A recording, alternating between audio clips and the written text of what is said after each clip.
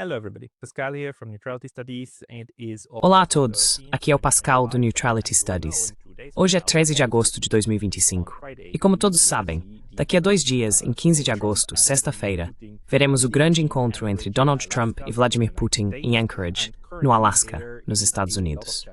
Atualmente, há muita conversa na internet e muitas discussões online sobre o que tudo isso significa e em que sentido essa é uma abordagem genuína do governo Trump e dos russos para encerrar a guerra, ou quais são as estratégias envolvidas. Gostaria de discutir o que considero atualmente as 3 interpretações mais proeminentes do que estamos vendo acontecer. A primeira delas é a que atribuo a Brian Berletic, que fala sobre continuidade de agenda e divisão de tarefas. Who talks of continuity of agenda and division of labor, this school of thought and thinks that what we are seeing... Essa corrente de pensamento acredita que o que estamos vendo é apenas a mais recente iteração de uma longa sequência de eventos, todos apontando para o fato de que os Estados Unidos, na prática, não estão mudando nada e continuam buscando a hegemonia, apenas perseguindo esse objetivo por meio de uma estratégia de curto prazo diferente no momento, mas basicamente apenas recarregando as energias para ainda alcançar o mesmo objetivo, dividir a Rússia, e no final, ir atrás da China. Depois há uma segunda corrente que realmente acredita que Donald Trump, no momento, simplesmente está sem opções. Ele está perdendo a guerra e precisa de uma saída honrosa, e é isso que está se desenrolando. A terceira corrente interpreta que Donald Trump está genuinamente interessado na paz, como disse durante a campanha. In peace, as he said during the campaign trail, and what we've seen over the past. E o que vimos nos últimos 6 meses foi uma montanha-russa. Mas agora o Sr. Trump está no comando para cumprir suas promessas de campanha e seguir sua agenda America First, como sua natureza realmente o impulsionaria. Mas vamos analisar esses 3 pontos um por um. Gostaria de ressaltar que não tenho como provar qual é a interpretação correta. Nem todas essas interpretações são mutuamente exclusivas. Na verdade, elas se complementam. Às vezes, algumas dessas ideias, é claro, se contradizem. E provavelmente só o tempo dirá qual das 3 é a correta. Mas, na minha opinião, há indícios importantes de como podemos julgar no que devemos acreditar sobre o que está acontecendo. Então, vamos começar com o argumento de continuidade de agenda e divisão de trabalho de Brian Berletic, que basicamente sustenta que, a longo prazo, os Estados Unidos não estão implementando nenhum tipo de mudança em sua estratégia.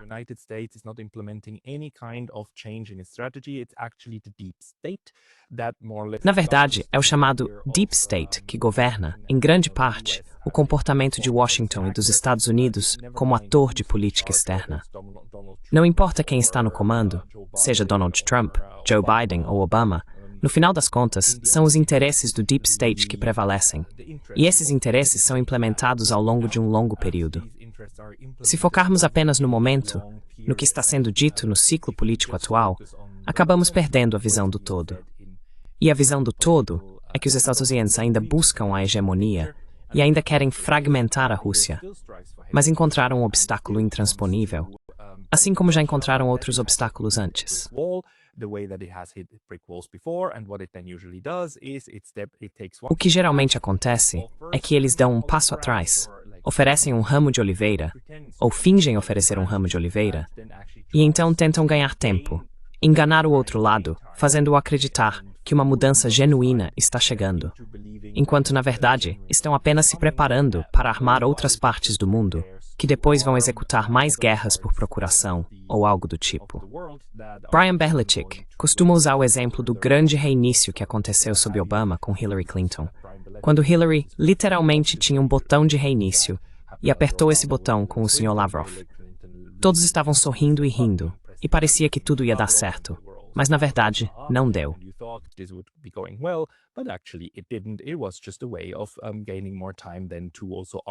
Foi apenas uma maneira de ganhar mais tempo para armar a Ucrânia e conseguir outra chance de desmembrar a Rússia no futuro.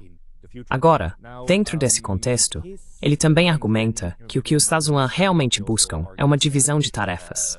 Com isso, ele quer dizer que os Estados Unidos estão tentando deixar a guerra para os europeus, enquanto fingem recuar para o Atlântico, a fim de ganhar mais tempo para se preparar para enfrentar e, eventualmente, entrar em guerra com a China. Tudo isso enquanto continuam impulsionando a guerra na Ucrânia por meio dos europeus, armando os europeus, e então apenas seguindo com a guerra lá, fingindo que não é isso que está realmente acontecendo.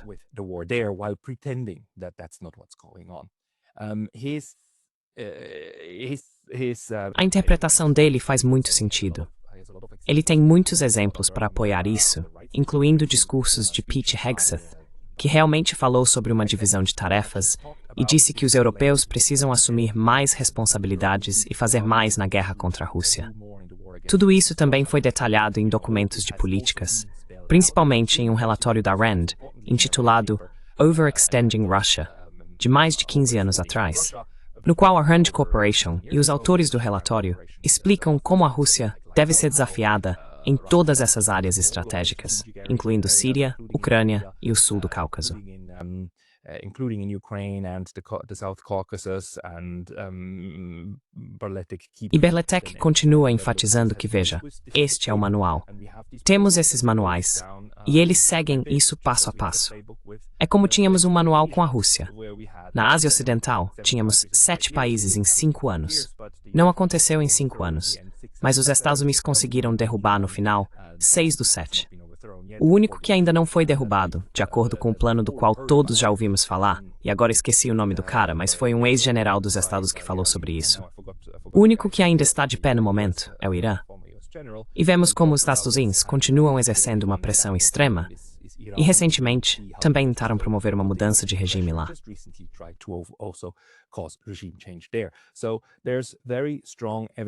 Então, há evidências muito fortes de que a interpretação de Pascal Lotas sobre a agenda de continuidade e divisão do trabalho não está nem um pouco errada. E que se você adotar uma visão de longo prazo do que está acontecendo, o que essa abordagem atual do governo Trump representa é apenas o passo mais recente. Dar um passo atrás, recarregar e fingir em relação à Rússia para vencer eleições.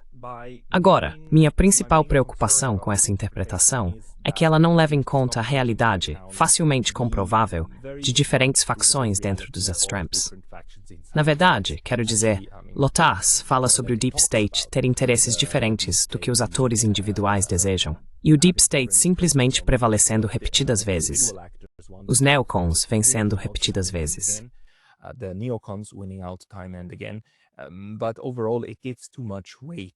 Mas, no geral, na minha opinião, isso dá peso demais ao simples fator da coincidência, ao que pode acontecer se certas coisas acontecerem coincidentemente ao mesmo tempo, e não dá peso suficiente às forças realmente opostas dentro dos Estados Unidos, que não querem ver certos desfechos. E sabemos que mesmo dentro da RAND Corporation, há pessoas que escreveram textos muito diferentes. Sim, houve o relatório da RAND sobre sobrecarregar a Rússia, mas também houve outros textos que falam sobre como a Ucrânia precisa ser transformada em uma ponte, em um estado tampão. Esses também existem. E há diferentes think tanks que tentam disputar poder no Congresso e que publicam esses relatórios. E é possível ver claramente como os Estados Unidos não são um ator unitário.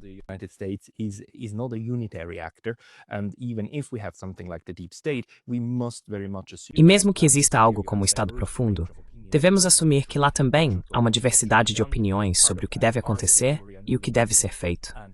E parte disso são as Victoria Nulands do mundo, os Tony Blinkens e os Joe Bidens. Mas também há o outro lado, os Bill Burnses, os ex-diretores da CIA, os Jack Matlocks, o ex-embaixador dos Estados Unidos na União Soviética e outros altos funcionários que também fazem parte da administração dos Estados Unidos, que têm visões muito diferentes. E às vezes eles vencem o debate, e às vezes perdem, ou na maioria das vezes perdem. E está definitivamente claro que nos anos 1990, os moderados, os Jack Matlocks e outros, perderam o debate. The others, they lost the debate. The US did expand NATO and thought it. Os Estados Unidos realmente expandiram a OTAN e acharam que poderiam, como John Mearsheimer costuma dizer, simplesmente enfiar isso goela abaixo dos russos. E eles não quiseram aceitar isso. Mas há outros aspectos também. Mais um perigo sobre essa primeira interpretação de continuidade de agenda é o que Edward Snowden, de forma interessante, nos alertou em um ensaio recente que ele escreveu, acredito que foi no Substack, no qual ele enfatizava repetidamente que existe o risco de, se você focar demais nos detalhes do que essas grandes potências estão fazendo, começar a interpretar a intencionalidade em padrões, quando na verdade é mais o resultado desses diferentes fatores coincidentes que acabam moldando a realidade que estamos vendo. Nem tudo é uma conspiração. Existem conspirações. Not everything is a conspiracy. There are conspiracies, but not everything is planned. Existem. Mas nem tudo é planejado antecipadamente para simplesmente se desenrolar da forma como acontece, e como, em retrospecto, tudo faz sentido quando você conecta os pontos. Há uma tendência de conectar pontos em excesso. Temos uma tendência psicológica de, às vezes, conectar pontos demais. E precisamos ter cuidado com isso, porque é uma forma de nos desviarmos do caminho certo. Não estou acusando Brian Belichick de ter feito isso. Não estou dizendo que ele está errado. Estou dizendo que esses são os perigos que acredito ser razoável ter em mente quando discutimos os eventos atuais envolvendo Vladimir Putin e Donald Trump.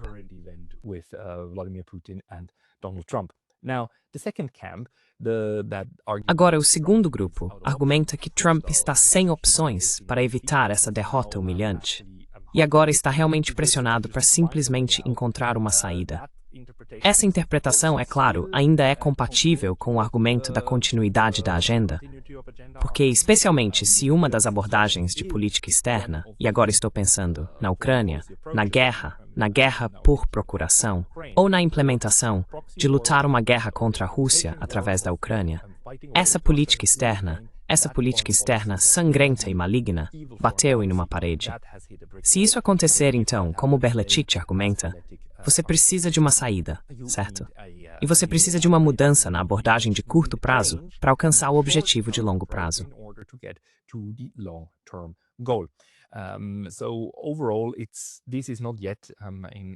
Portanto, no geral, isso ainda não é uma contradição, mas também pode indicar que, se acreditarmos que Donald Trump está agindo assim por falta de opções, isso pode sugerir um desejo genuíno da parte do Sr. Trump de encontrar uma saída para o conflito e realmente cumprir as promessas que fez durante a campanha.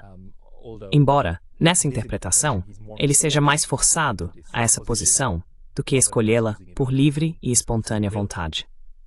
Além disso, essa interpretação sugere que isso não é, em primeiro lugar, uma armadilha, mas sim uma forma de salvar as aparências diante de uma situação mais destrutiva e humilhante. E agora, se acreditarmos nisso, então contradizemos, em boa medida, a interpretação de Brian Berletich, que diz, não, isso é feito intencionalmente e faz parte do plano para enganar a Rússia e levá-la a concordar com uma política que não é do seu interesse.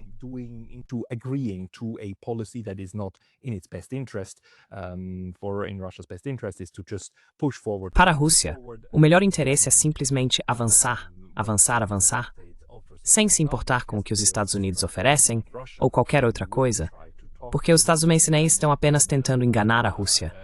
Então nem valeria a pena tentar conversar com eles. E pior ainda, você presumiria que os Estados Unidos estão usando negociações e diplomacia para te armar uma armadilha. É por isso que esse lado do debate agora também teme muito que Vladimir Putin esteja sendo atraído para o Alasca, onde ele poderia ser preso ou até morto, certo? Então, se você parte do princípio de que os Estados Unidos fazem tudo por maldade e estão realmente tentando te enganar, você também presumiria que até a vida de Vladimir Putin pode estar em perigo.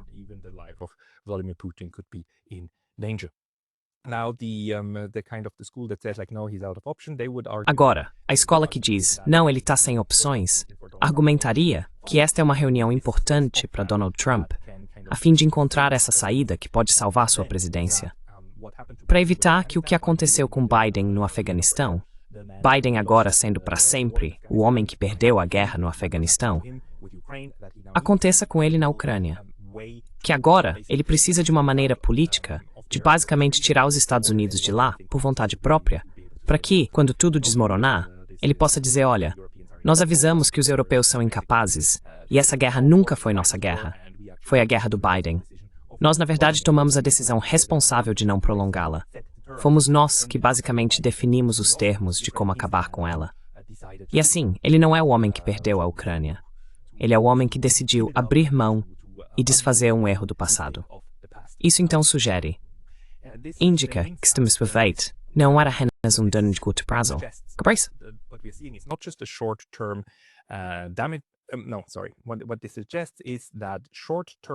O que isso sugere é que o controle de danos de curto prazo que o Sr. Trump precisa fazer agora, na verdade, sobrepõe os objetivos estratégicos de longo prazo do chamado Deep State, o que é algo que, claro, a escola da continuidade de agenda vai contradizer e dizer não, ainda está alinhado. Mas aqui temos pessoas que dizem não, o curto prazo prevalece sobre o longo prazo, porque o objetivo de longo prazo era usar a guerra na Ucrânia, a guerra por procuração, para enfraquecer a Rússia. E isso é algo que os europeus e os neoconservadores nos Estados Unidos ainda querem fazer. Eles ainda argumentam que conversar com Putin e ceder a ele agora seria um erro estratégico.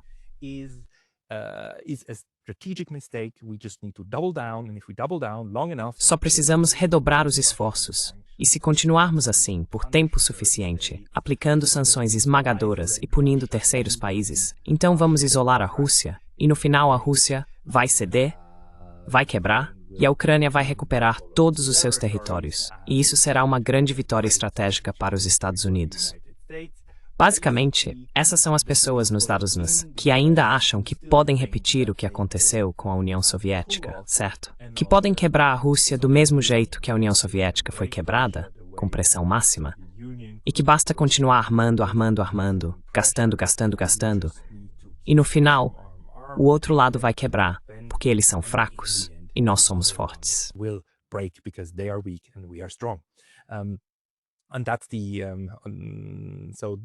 Então, as pessoas que pensam que isso é uma luta entre esses dois e que Donald Trump está sendo forçado a sair dessa guerra, interpretariam o que está acontecendo como uma vitória das necessidades de curto prazo sobre esses objetivos de longo prazo dos neoconservadores.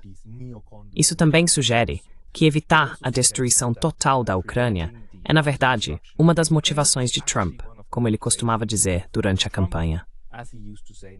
Assim, a oposição dos europeus a isso cria grandes pontos de interrogação. E Alexander Mercouris, do The Duran, disse que está perplexo.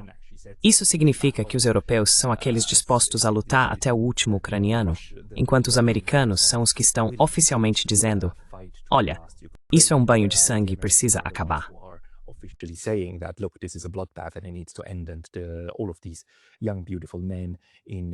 E todos esses jovens, belos homens na Ucrânia e na Rússia, eles não precisam morrer.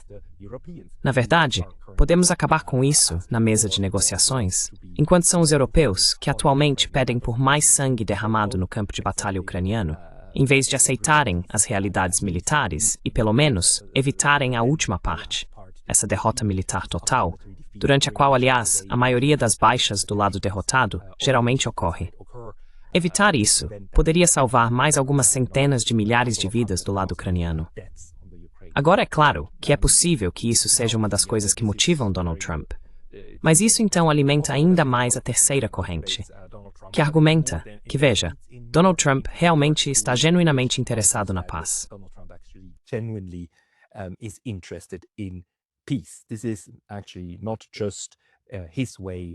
Na verdade, isso não é apenas uma maneira dele encerrar uma situação humilhante. É uma das coisas que ele quer alcançar, mas não é o objetivo principal. O objetivo principal, segundo a terceira corrente, é que Donald Trump seja, claro, o pacificador que ele afirma ser, ganhe seu Prêmio Nobel da Paz e realmente alcance a paz. Os objetivos maiores da política externa MAGA, America First, incluem tirar os Estados Unidos desse relacionamento tóxico com os europeus, além de chegar a um grande acordo com os russos, que também poderia envolver algo como acesso às terras raras russas, porque os Estados Unidos recentemente descobriram que são excessivamente dependentes das terras raras chinesas. E esse é um dos motivos pelos quais os Estados Unidos bateram de frente com um obstáculo.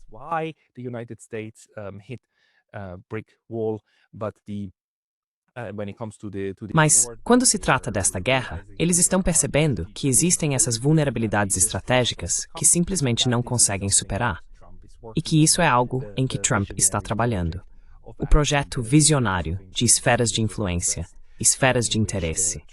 A administração Trump, com pessoas como Marco Rubio, chegou a dizer em janeiro deste ano: olha, o sistema multipolar é uma realidade. Nós, os Estados Unidos, somos apenas um dos polos, mas precisamos aceitar que os russos e os chineses também estão lá, e que as nações agem de acordo com seus próprios interesses.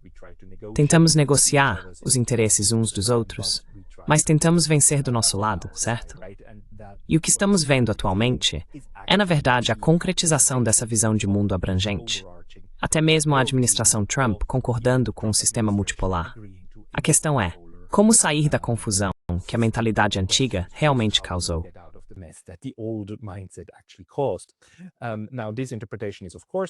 Agora, essa interpretação está, é claro, em desacordo com a interpretação de Brian Berletic.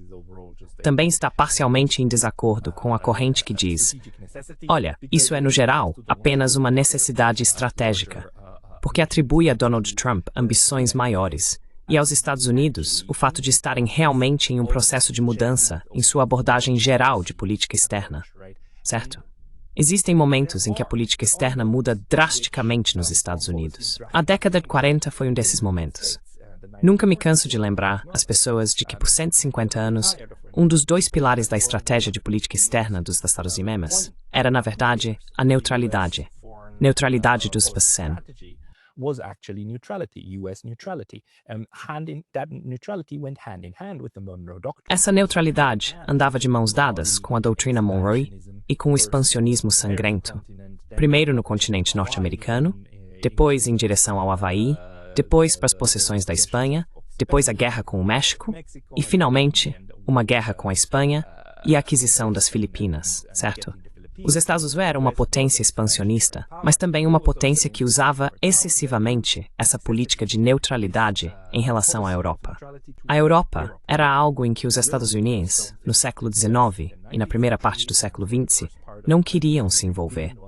Houve uma pausa nessa política no final da Primeira Guerra Mundial, quando de fato entraram em guerra, mas depois se retiraram novamente para o outro lado do Atlântico. E então houve uma oposição interna muito forte ao novo engajamento, mesmo durante a Segunda Guerra Mundial.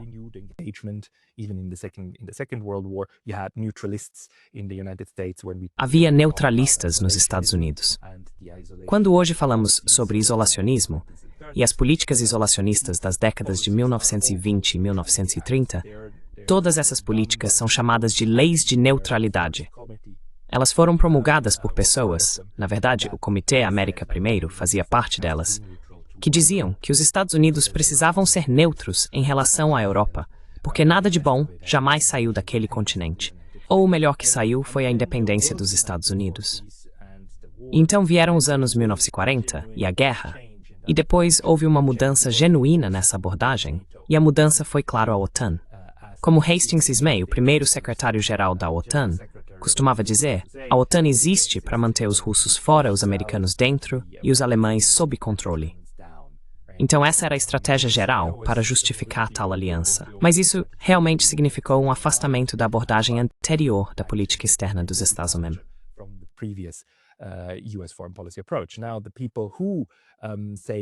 Agora, as pessoas que dizem que Donald Trump tem um interesse genuíno na paz e uma configuração multipolar, com os Estados Unidos talvez como primus inter pares, mas aceitando que existem outros também, sugerem que estamos passando por outra mudança profunda.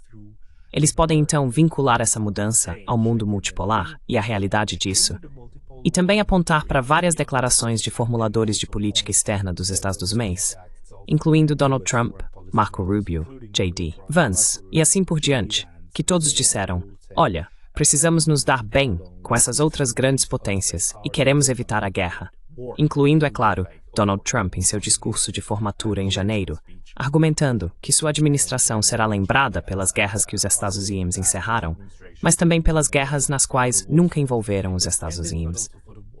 E assim temos essa tensão.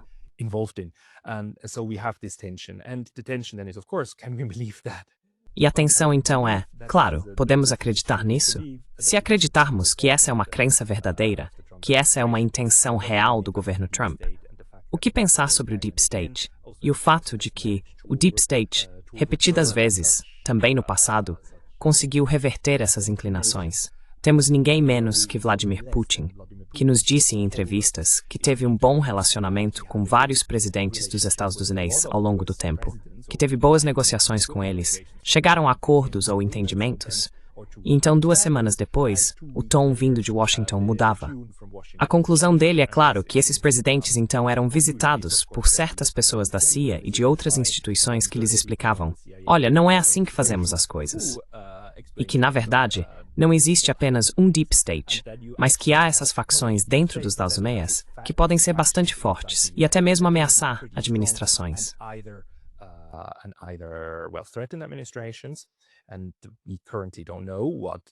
E atualmente, não sabemos com o que Donald Trump está sendo ameaçado, incluindo os arquivos de Epstein e todo o compromat que os israelenses podem ter sobre os Estados Unidos. Então, você pode ameaçá-los de um lado para forçá-los a adotar certas políticas. Por outro lado, você também pode simplesmente enrolá-los. E enrolar na política externa pode acontecer de baixo para cima.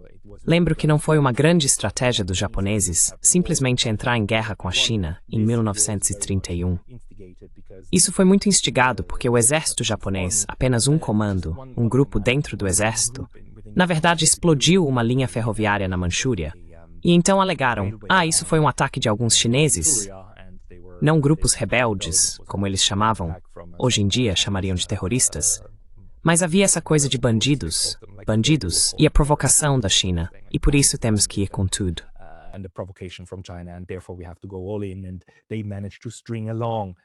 E eles conseguiram enganar os políticos em Tóquio, que não planejavam que isso acontecesse dessa forma. Mas foi definitivamente parte do que hoje chamaríamos simplesmente de um ataque de falsa bandeira. Foi parte do exército, ou seja, uma parte do processo de tomada de decisão no Japão imperial, que então conseguiu manipular outra parte. E nesse mesmo sentido, hoje sabemos sobre a presença esmagadora da CIA na Ucrânia. Sabemos sobre a presença dessas diferentes ONGs e que essas ONGs não necessariamente obedecem ao presidente dos Estados Unidos. Porque, caso contrário, o presidente não teria precisado cortar o financiamento a elas por meio da USAID e do National Endowment for Democracy.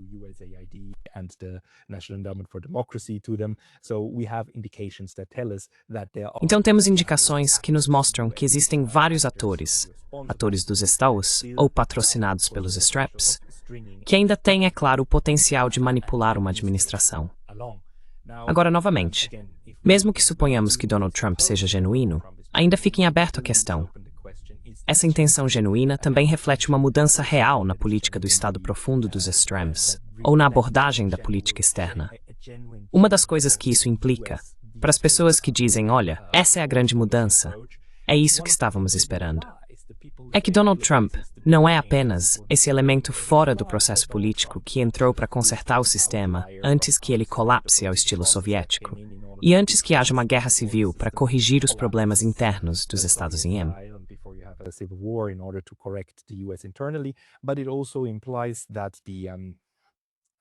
Mas isso também implica que agora você tem um grupo inteiro de pessoas, os moderadores, que estão diante dos nossos olhos vencendo a parte mais violenta dos Estados Unidos. Os neocons, as Hillary Clintons, as Victoria Nulands, o cara do Walrus. Essa parte dos Estados Unidos está agora de fato perdendo poder dentro do sistema dos Estados Unidos. Isso nos deixa com certos problemas, é claro. Quero dizer, não dá para ignorar o fato de que houve uma guerra de 12 dias no Irã e que os Estados Unidos chegaram até a se gabar de usar a diplomacia como artifício para enganar os iranianos. E isso, é claro, sugeriria que o Sr. Paletic está correto ao dizer que, no fim das contas, nada mudou de forma significativa.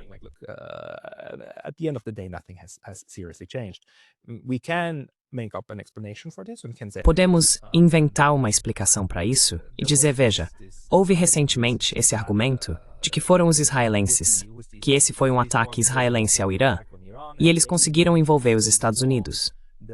Eles conseguiram colocar os Estados Unidos em uma situação em que os Estados Unidos então tiveram que fingir que haviam planejado isso desde o início e que tudo foi uma grande vitória, mas que isso não é algo que foi planejado anteriormente, em primeiro lugar por Washington. Na verdade, foi posteriormente conceitualizado por Washington e Israel para fins estratégicos e de relações públicas, como se estivesse sendo planejado há muito tempo. Então essa pode ser uma explicação alinhada com a interpretação benigna do que os Estados Unidos estão fazendo atualmente.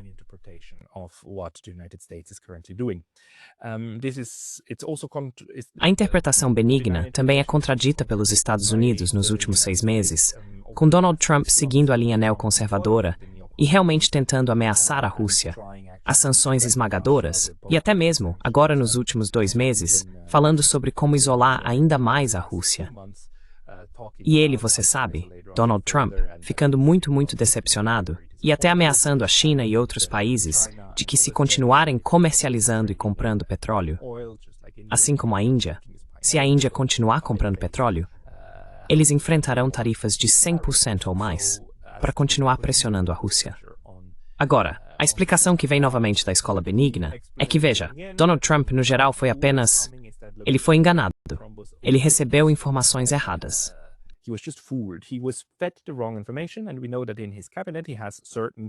E sabemos que em seu gabinete, ele conta com algumas figuras bastante realistas e voltadas para a paz, incluindo Tulsi Gabbard, e em grande parte, AFK Jr., embora quando se trata de Israel, tudo seja diferente ali.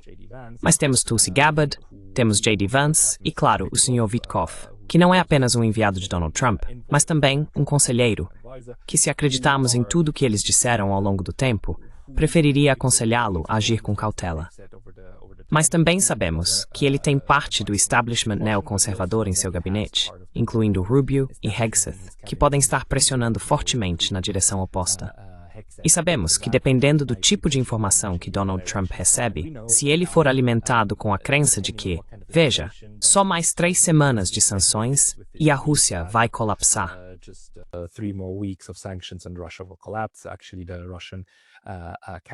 Na verdade, as baixas russas no campo de batalha são enormes, certo? Eles não podem continuar assim. As companhias aéreas vão quebrar em breve. Se ele recebeu esse tipo de informação, isso explicaria por que acreditou que poderia continuar fazendo o que os Estados Unidos vêm fazendo. Mas, no geral, agora ele teve que aprender que as avaliações deles estavam erradas. E, na verdade, o que estamos vendo agora é ele chegando à conclusão de que precisa fazer a outra parte. E que agora estamos vendo um esforço coordenado que vem sendo preparado há bastante tempo. Também em negociações secretas com os russos, para criar uma saída, talvez apenas para salvar as aparências, talvez uma estratégia grandiosa no geral. Mas é por isso que temos visto esses tons beligerantes vindos de Washington.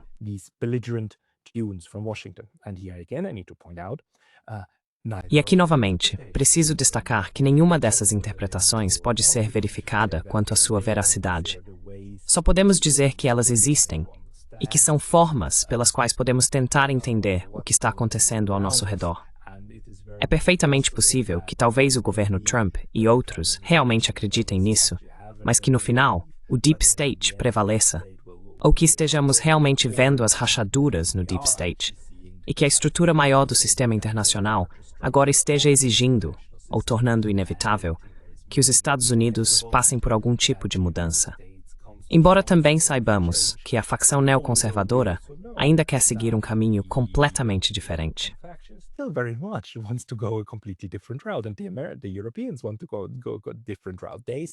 E os europeus querem seguir um caminho diferente.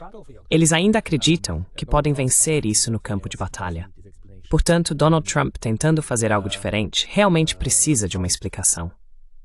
Talvez o último ponto, a versão benigna, também sugira que se essa mudança de grande estratégia realmente acontecer, então o que veríamos seria uma mudança de longo prazo, a longo prazo, contra os neoconservadores. E que também veríamos isso em outros cenários. Que veríamos isso em relação ao Oriente Médio, que talvez até víssemos isso em relação à Europa. E é aqui, claro, que acho que Brian Berlechik tem um argumento muito forte ao questionar quão realista isso é.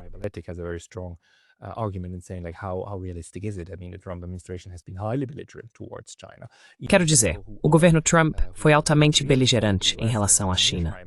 Mesmo pessoas que são grandes realistas nos Estados Unidos, como John Mearsheimer, são beligerantes em relação à China, no sentido de que acreditam que a competição de segurança entre Pequim e Washington é inevitável.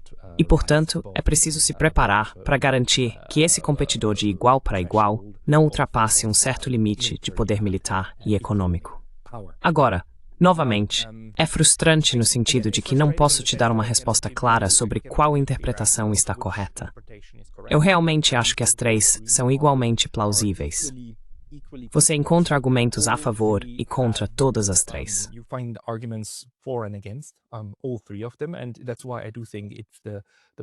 E é por isso que eu realmente acho que a melhor maneira de pensar sobre isso é em termos de interpretações pessimistas em relação à construção da paz, interpretações otimistas e algo no meio. Talvez a escola da necessidade que interpreta os eventos atuais como resultados de necessidades de curto prazo. Nesse caso, claro, a ideia é que a guerra está perdida. E agora Donald Trump e outros reconhecem isso, porque realmente têm a inteligência necessária para julgar essa situação. Vou fazer um programa sobre isso em outro dia. Sabemos que a inteligência militar disponível é realmente realista. Sabemos que as mentiras que estão sendo passadas para nós pela mídia são aquilo que certas partes do establishment querem que a população ingênua acredite.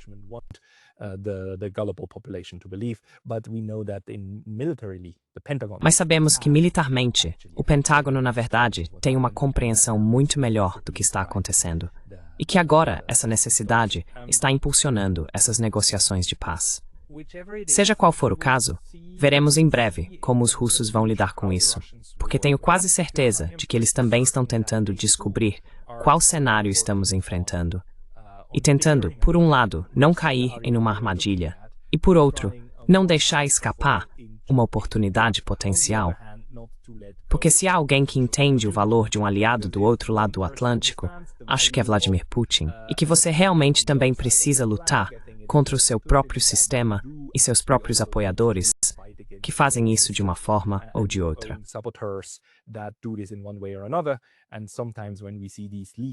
E às vezes, quando vemos esses vazamentos nos Estados Unidos de pessoas familiarizadas com o assunto, às vezes é uma história plantada em alinhamento com o curso de ação do governo. E às vezes isso é feito para sabotá-los, certo? E às vezes esses vazamentos têm o objetivo de impedir que certas políticas sejam implementadas. E enquanto falamos, 2 dias e meio antes da reunião de cúpula, sabemos que há pessoas na Europa e na Ucrânia que ainda vão tentar sabotar a cúpula porque estão muito assustadas com o que pode sair dela. Deixo isso para vocês. Muito obrigado pela atenção. Até a próxima.